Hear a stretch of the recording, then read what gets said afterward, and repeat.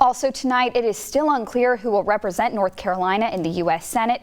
The race is between incumbent Republican Thom Tillis and Democrat Cal Cunningham. At this hour, Tillis remains ahead with nearly 49% of the vote, compared to Cunningham's 47%.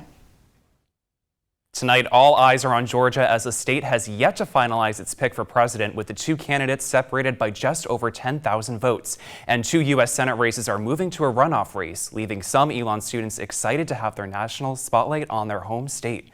Baylor Rodman has the story. With no candidate reaching 50%, Georgia state law moves two U.S. Senate races into a runoff, leaving the Peach State to determine the balance of power in Washington. One race is between incumbent Republican Senator David Perdue and Democrat nominee Jon Ossoff.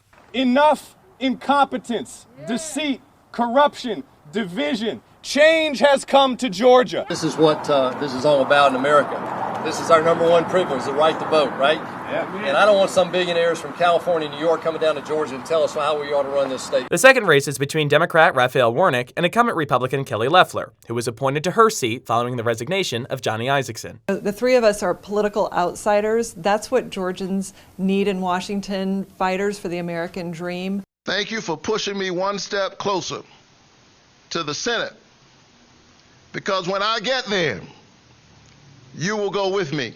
Atlanta native Elon senior Pearl Sullivan says she's excited to see this race be the signal to determine if Georgia will remain a swing state in the cycles to come. So I'm really hopeful that kind of the political engagement that led to Georgia going blue this year does continue, because I think that is something that gives me a lot of hope for the future in terms of the U.S. just being a more politically engaged country overall.